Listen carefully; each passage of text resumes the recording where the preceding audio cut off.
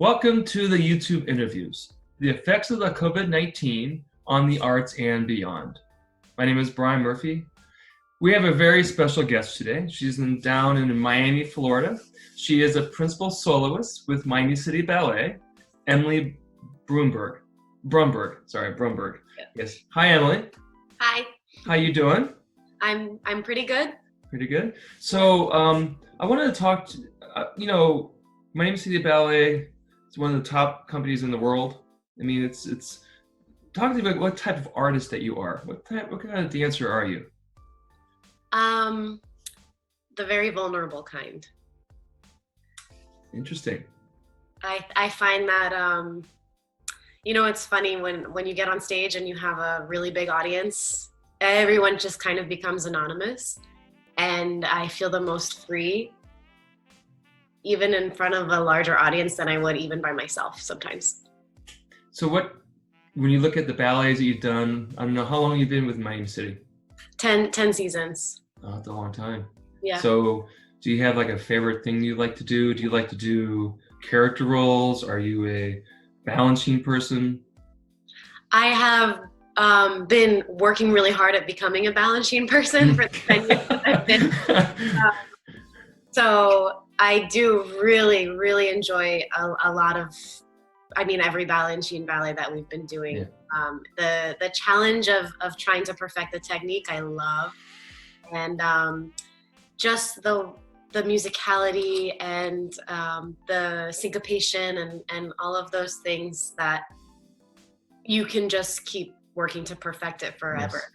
Yes. Something I really enjoy. What about character roles? Character roles are super fun. I'm getting really into those. The longer that I've been dancing, I get a little more comfortable with trying to sink my teeth into another kind of character. I recently played the striptease girl in Slaughter. Okay. And that was something that if you had told me I was going to do that, I would be like, yeah, okay, I'm sure, that's never going to happen. I had the best time. I love that.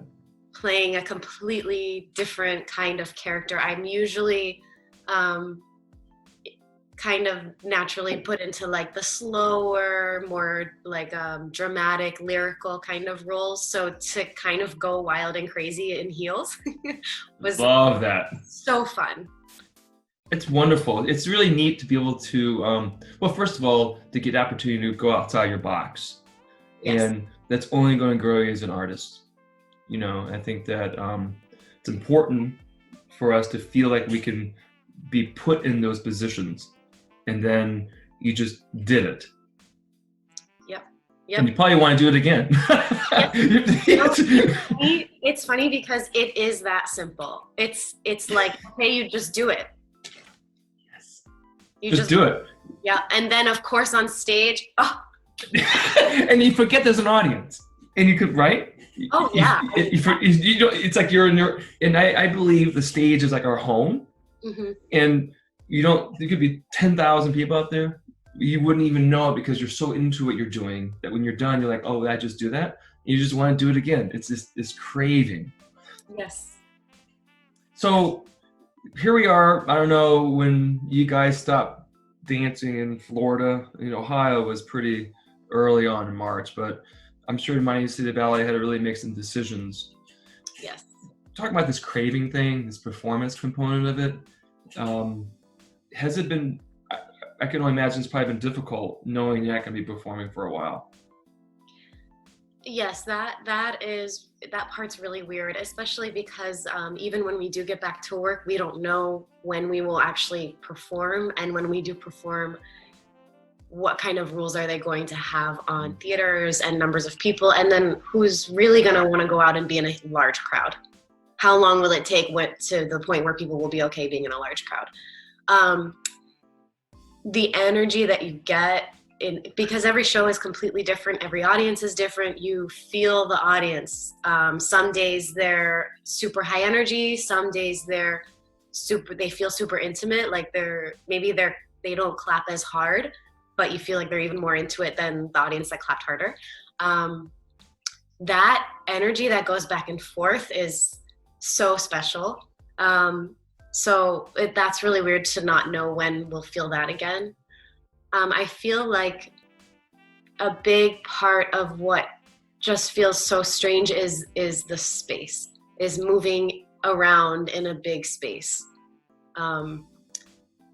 I keep talking about when I teach online, imagine that you're in your most favorite city and your favorite monument outside, and that feeling you would feel and how far your eyes would go into the distance, and take that energy and hold on to it and feel it, like really feel it, because yeah, it's fake, you're not really there, but the feeling of being there is still real, and you can still create that.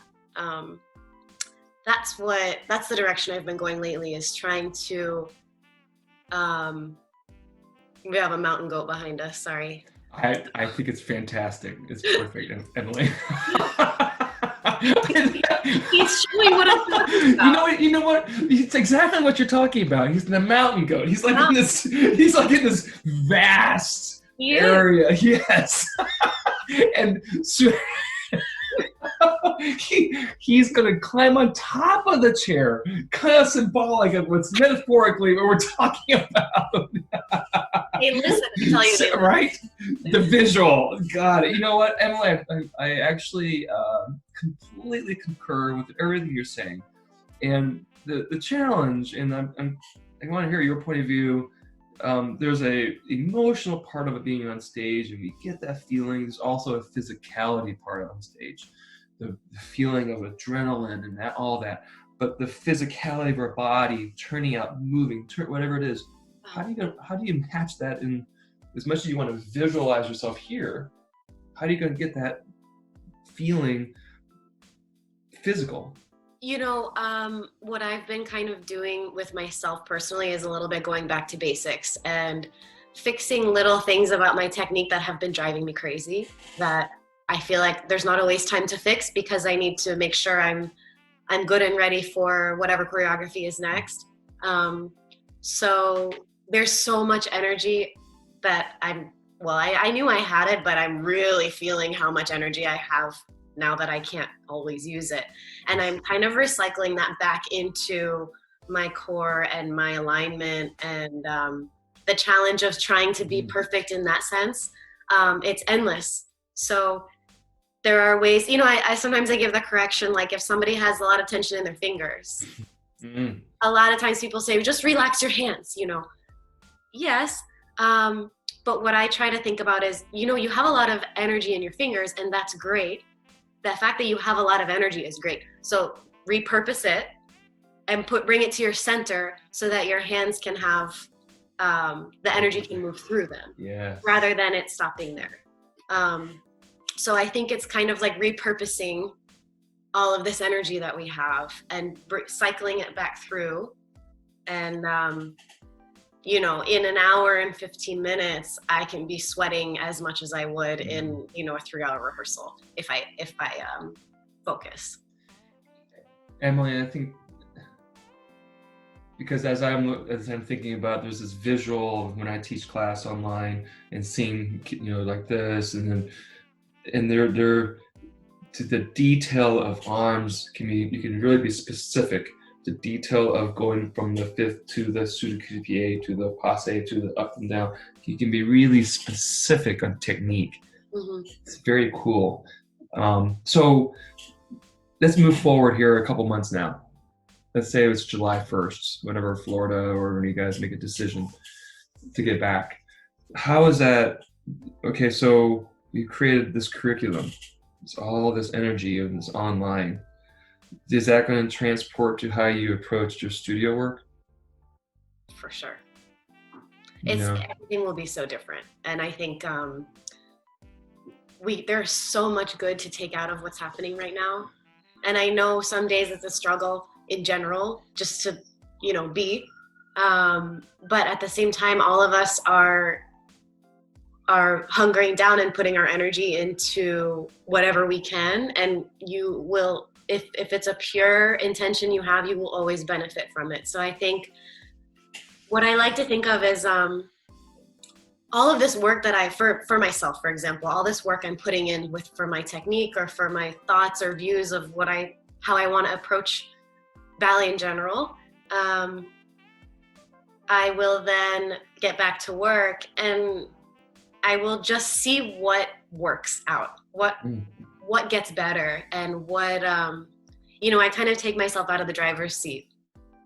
I go and I do my thing and I will see what manifested, And my last question, or this is towards the end here, if I was an audience member and I was watching you, what would be the thing I would say?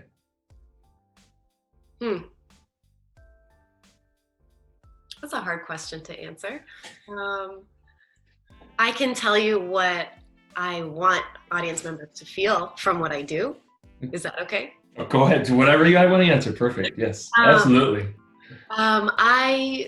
What I want to do I want to give the audience a gift in the sense of I really want to take them away from whatever it is that's real life. I want to take them to another world with what I do. If they have things happening at home or at work, or they're overwhelmed, or they just need a break. Maybe everything's great and they need a little bit of a release. Or I would like to kind of get the audience members to meditate away from their real life and just go into another world for an hour and a half and come out and, wow, you know what? I didn't even think once about, that bill that I thought I couldn't make, or, that fight I got in with my brother, or,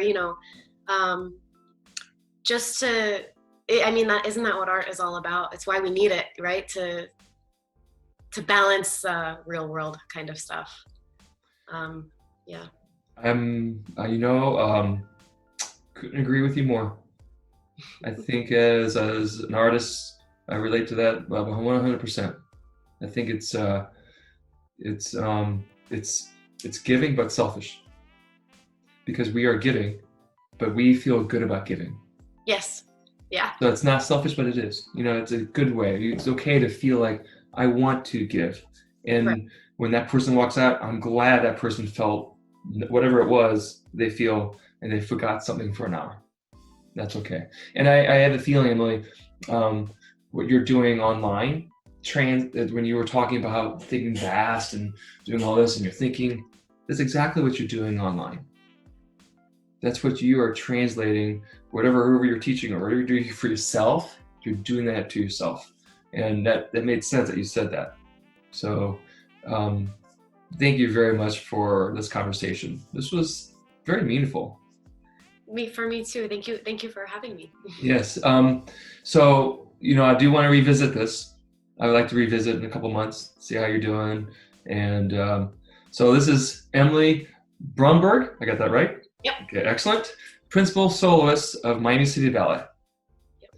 Thank you very, very much. Enjoy the rest of your day in that warm weather down there. Thank you. Yes. And be safe. And I really do appreciate it. Thank you so much. Be safe. Okay. Thank you. Bye-bye.